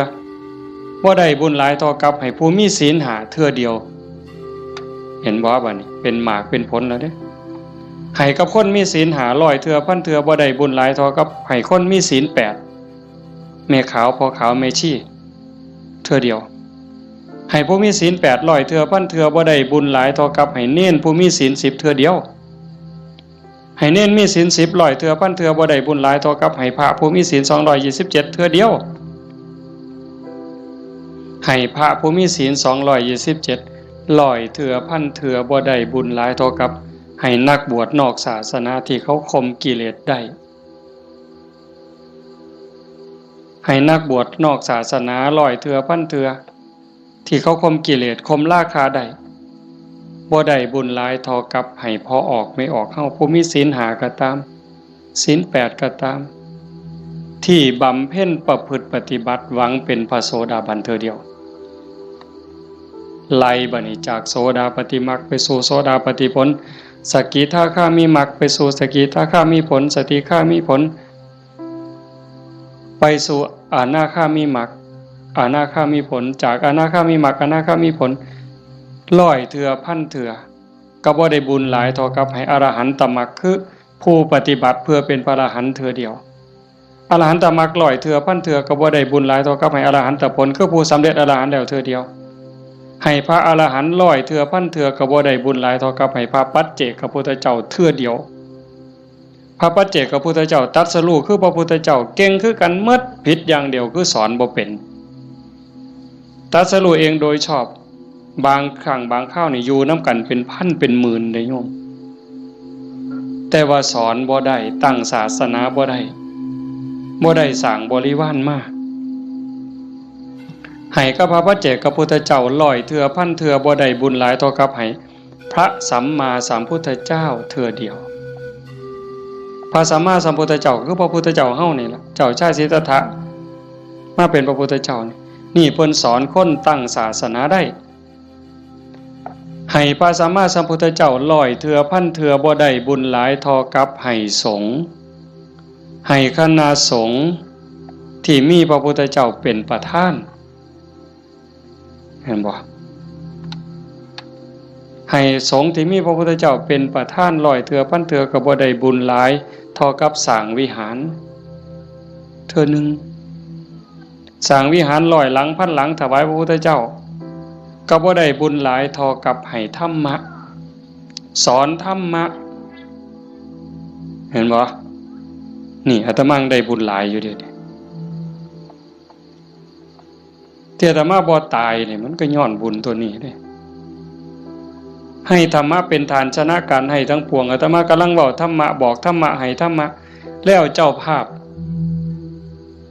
เป็นผู้นิมนต์มาเจ้าภาพติดต่อบ่ได้บอกโยมไม่ออกต้องสุขนิมนต์อาจารย์เนี่ยโยมไม่ออกต้องสุขก็ได้บุญตรงนี้นำมาเนี่ยเห็นบ่คันบ่เจ้าภาพบ่เสนอบ่อยากมีแนวนี้พี่น้องก็บ่ได้ฟังธรรมในขณะที่ฟังธรรมอยู่นี่พระเพิ่นบันทึกเสียงพร้อมเก็บไปเปิดวิทยุฮือดีบ่ดีเพิ่นกำลังถ่ายทอดสดอยู่เดี๋ยวนี้จังหวัดอุบลอำเภอสำโรงอำเภอวารินอำเภอเขืองในฟังนำเฮายาโสธรมหาชนะชัยค่ำเขื่อนแก้วขอว่างฟังนำเฮาสุรินทร์โน่นหน้าไร่สำโรงทาบสังขะฟังนำเฮาเห็นบ่จากเจ้าภาพนิมนต์อาตมามาเว้าเนี่ยเพิ่นได้ยินนำเฮาหมดเฮาฟังกันอยู่นี่ประมาณ100แต่ฟังอยู่ทั้งบ้านเป็นพันบ้านนี่บุญสิเอาซ้ำใดเจ้าถามเบิ่งสิเอาซ้ำใดเฮ็ดถูกเฮ็ดแม่นเนี่ยมันเป็นได้บุญนี่มันจะเอาไปใส่ได้นี่บ่ต้องลงทุนหลายซ้ำเห็นบ่ทำบุญอุทิศให้โยมเฮ็ดอุทิศส่งไปหอดไปถึงชาติโนโสนิพพานเพิ่นถามจังซี่ล่ะพระพุทธเจ้าอธิบายผู้รับท่านวัตถุท่านใจผู้ให้แล้วผู้จากไปอยู่ไสถามไปถามมาเพิ่นก็สอจอกหลอกแจกแหลกเพิ่นจะเข้าใจเนาะพระพุทธเจ้าว่าได้เฉพาะญาติได้ทันทีคือญาติที่เป็นปรัตถตูปชีวีชาโนโสนิพพานมันก็เลยถามสอเข้าไปว่าข้าแต่พระองค์ผู้เจริญถ้าเกิดว่าญาติของข้าพระองค์ไม่ได้ไปเกิดเป็นปรัตถตูปชีวีบุญนี้จะไปไหนพ ระพุทธเจ้าเพิ่นก็เลยว่าแบบอาตมาว่ามานี่ตั้งแต่สัตว์นรกไปเขาก็รอคอยบุญแต่เขารับโมรับทราบอนุโมทนานำเขาก็ได้แล้วก็ให้จงเข้าใจว่าในวัฏฏะสงสารนี้จะไม่ว่างจากญาติของเธอที่เป็นปรัตถตูปชีวีหมายความว่าพ่อแม่พี่น้องลูกเต่าเราหลานสามีภรรยาในอดีตชาติก่อนๆพบก่อนๆผัวเฮาเมียเฮาญาติพี่น้องพ่อแม่เฮาที่ไปเกิดเป็นปรัตถตูปชีวียังมีอยู่เพราะว่าพ่อแม่เฮาบ่แม่นผู้นี้ชาตินี้อย่างเดียวจังซั่นโยมเฮ็ดบุญมื้อนี้ส่งไปฮอดพ่อแม่ในอดีตสามีพี่น้องลูกเต่าเราหลานในอดีตพร้อมแต่มื้อนี้ปารภโยมพ่อใหญ่ท้องมาแม่ใหญ่ที่พ่อใหญ่ท้องแดงนี่ก็เสียชีวิตไปแล้วคือกันเนาะแล้วก็แม่ใหญ่ท้องใบผู้ไว้ชนหมายความว่าลูกหลานเฮ็ดบุญหาเนาะอาตมาเห็นในนี่ก็ว่ามันเป็นเจ้าภาพก็ต้องขออภัยก็บ่ผิดเพิ่นก็ฮู้จักและเข้าใจแล้วล่ะถือว่าญาติโยมเฮ็ดถือเฮ็ดแม่นเด้อาตมาก็บ่ให้จบเพียงส่ำนี้ผู้ไปทำมาหากินกรุงเทพกรุงไทยแม่นเฮาบ่ได้ใส่บาตรบ่ได้ทำบุญก่อนหลับก่อนนอนไหว้พระนั่งสมาธิเด้อแม่นบ่ไปกรุงเทพจักคนนี่แม่นบ่เบิ่งท่าทางมาแต่กรุงเทพแน่ๆผู้อยู่บ้านใส่บาตรคันมื้อใดมันยากก็ใส่บาตรหน้าเฮือนคันมื้อใดมันพอไปได้ก็ไปจังหันจังซี่นะก่อนหลับก่อนนอนก็ไหว้พระกราบพระก่อนหลับก่อนนอนเว้าจากันดีๆเด้เว้าจาดีๆอยู่ในบ้านในเฮือนให้มันเป็นสิริมงคลเทวดาเฝ้าบ้านเฝ้าเมืองเฝ้าเฮือนเฝ้าซ่านเฝ้าที่เฝ้าทางเฮาเอิ้นว่าภูมิบ้านภูมิเฮือนเพิ่นได้ยินเฮาเว้ากันดีๆเว้ากันม่วนๆเทวดาก็ดีใจอาจสิเป็นพ่อเฮาปู่เฮาย่าเฮาแต่อดีตก็ได้เห็นเฮาเว้าดีจากันดีเพิ่นก็อยากได้บุญนำเป็นจังได๋รักษาบ้านรักษาเฮือนเฮ็ดหน้าบ่พอใดก็ได้มื้อนี้มีโยมผู้หนึ่งโทรศัพท์มาคุยกับอาตมาโอ้ยหลวงพ่อเพิ่นว่าโยมก็งึดอยู่เฮ็ดหน้าหว่านข้าวลงไปแรกๆข้าวกำลังงอกบ่ทันได้พอคืบจ่อยน้ำท่วมหว่านแรกๆน้ำท่วมบัดน้ำบกไปก็แล้งบัดแห้งใหม่พร้อมจักสิตายสิยังบัดฝนมาใหม่ก็บ่ค่อยได้ไปเบิ่งบัดไปเห็นบัดนี้ใบก็บ่เห็นมีแต่ห่วงเพิ่นว่าโอ้ยอันนี้จักแม่นบุญบอกกับผัวจักแม่นบุญเนาะเฒ่าเนาะเพราะว่าเพิ่นก็เฮ็ดแต่บุญนี่ลินี่จังแม่นบุญนี่หลีลูกก็ฮู้จักความผัวก็ฮู้จักความกว่าเทวดาเพิ่นว่าอันนี้คือบุญเด้จังว่าเห็นพี่เห็นน้องลูกเต้าเราหลานเด็กเล็กเด็กน้อยเอ้าไปเหี่ยวจักเทื่อแล้วมันหลบมานั่งอยู่คือเก่านี่เฮาแต่ออกไปจักเทื่อมันหลบมานั่งคือเก่านี่คันบุญบ่หลายมันนอนปะง่องส่วนได้หนีไปนอนแล้ว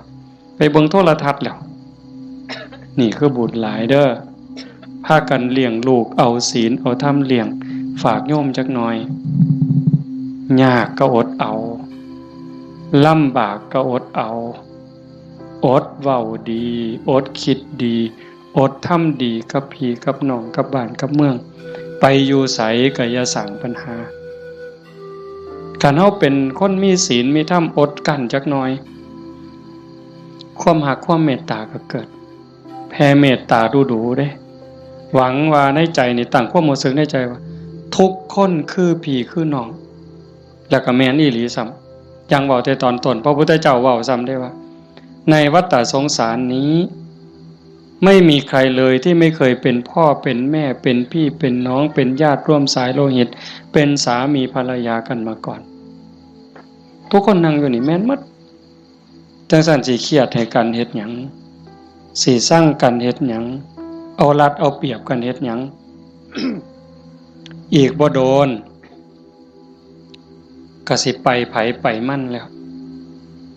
จังสันเวลาอยู่น้ำกันนี่เอาบุญน้ำกันดีละเบาดีน้ำเขาก็ได้บุญแล้ว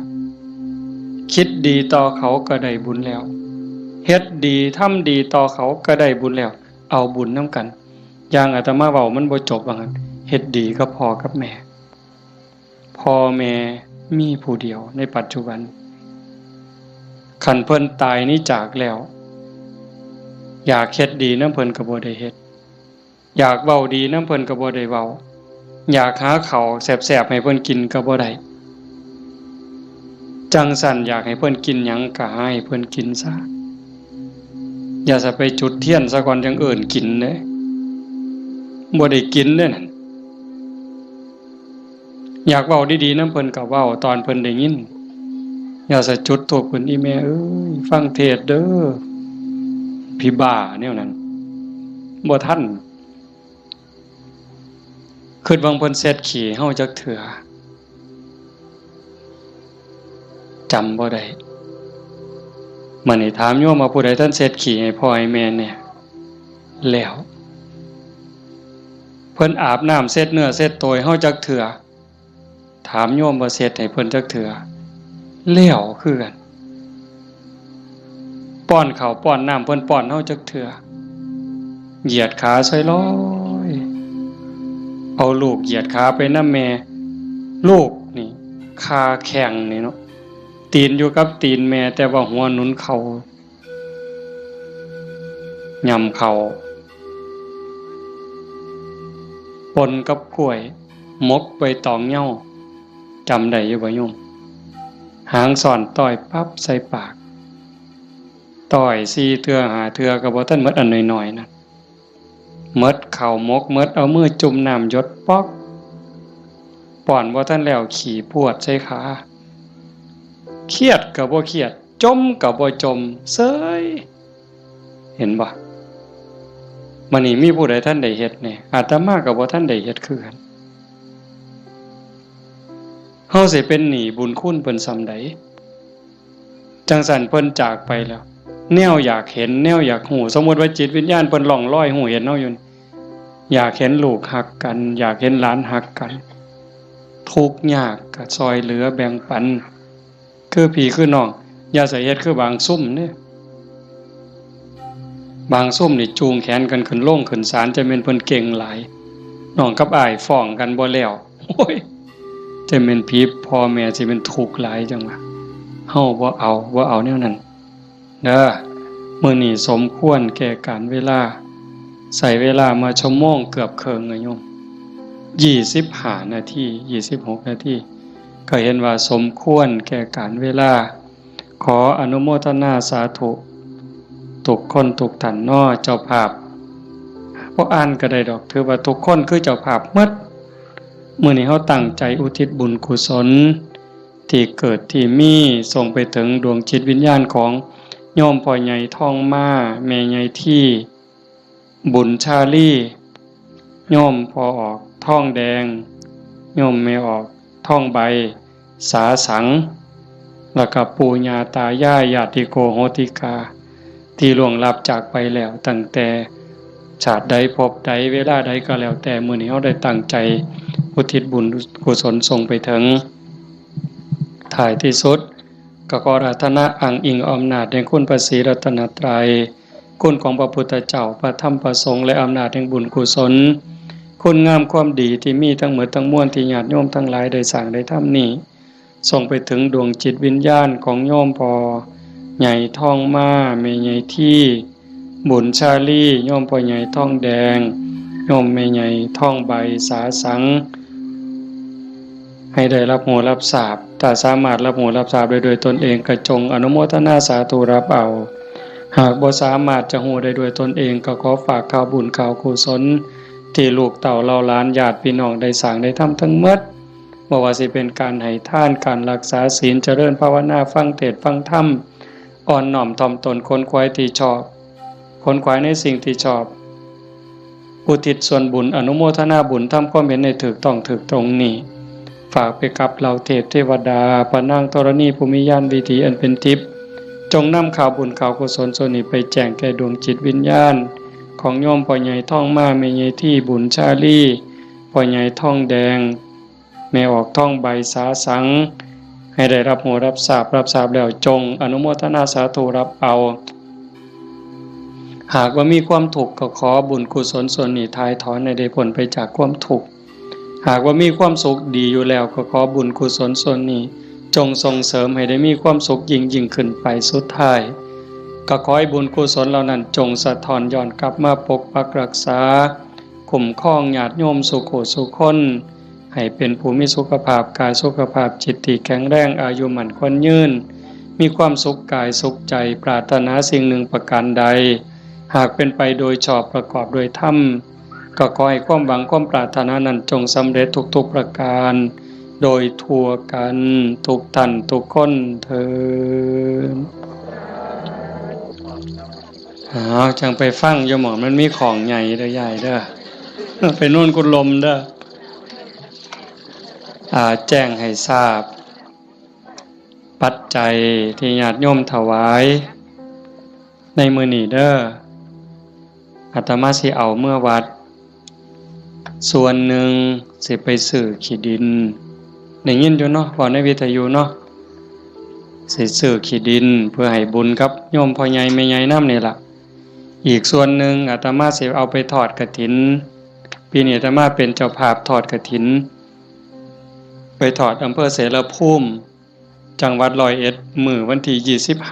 25มีผู้สิไปนำบ่วันที่25หลังจากทอดที่วัดโน่นกุลมแล้วเดี๋ยวสิบอกทั้งวิทยุดอกขันมีผู้สิไปนำก็บอกบ่ต้องบอกชื่อก็ได้ว่ากลุ่มขาน้อยมีจักคนขันหลายก็สิเมารถบัสแล่นรวยๆเมาก็ถ่าอยู่นี่ละปากทางนี่พากันไปถ่าอยู่หั่นมาจอดปั๊บก็ขึ้นเลยขากลับก็มาจอดหั่นก็แล้วแต่สิมาบัดนี้ บ่มาก็อยู่หั่นล่ะเด้อฟังทางวิทยุพระเอาบุญคักๆหาจากถ่ายโดนคนนี่หากะลามันบ่ยืนอาจจะพาเฮ็ดบุญเด้อเอามื้อนี้เอาปัจจัยไปก็เพื่อเฮ็ดบุญอย่างว่านี่ล่ะเอาเป็นจังได๋คิดเขาก็คิดออกบ่ค่าน้ำค่าไฟมื้นขาลุกบ่ได้อ๋อเอาผู้ตีของก็ได้บุญได้ย้ายมุงนึงได้ 10% พุ่นแน่อันนี้ค่าน้ำค่าไฟกับค่าวิทยุนำเนาะคันบ่มีค่าไฟก็บ่ได้ฟังเด้ขอบมีค่าไฟจังได้ฟังวิทยุเนาะเอาตั้งใจบัดนี้เตรียมน้ำทาไว้กวดมีน้ำทาใส่น้ำทาบ่มีน้ำทาก็ใส่น้ำใจพนมมือเฮ็ดจิตใจให้มั่นคงนิ่งๆจักครึ่งนาทีคือทอดพ่อใหญ่ท่องมาแม่ใหญ่ที่พ่อใหญ่ท่องแดงแม่ใหญ่ท่องใบแล้วก็ญาติโยมที่มาฟังธรรมนี่ล่ะเฮามีพ่อมีแม่อยากให้ผู้ใดได้บุญนำก็ตั้งจิตเป็นสมาธิคันยิ่งจิตเป็นสมาธิมั่นคงเท่าใดพลังบุญก็ยิ่งแห้งเท่านั้นหลายไปเท่านั้น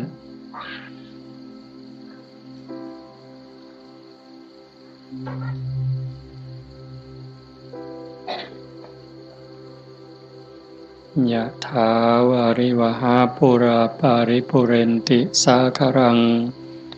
เอวะเมวะอิโตทินังเปตานังอุปกัปปติอิจิตังปฏิตังตุมหังคิปเมวะสมิจจตุสัพเพปุเรนตุสังกปาจันโทปนรโสยะถามณิโชติรโสยะถาสัพพิติโยวิวัชชันตุสัพพโรโควินัสสตุมาเตภวัตวันตรายโยสุขีทีขายุโกภวะอภิวาทนาสีริสนิจจังวุธาปจายโนจัตตารโอธรรมาวัฏันติอายุวันโนสุขังพลังภวตุสัพพมังคลังรักขันตุสัพพเทวตาสัพพพุทธานุภาเวนะสัพพธัมมานุภาเวนะสัพพสังฆานุภาเวนะสทาโสธีพระวันตุเต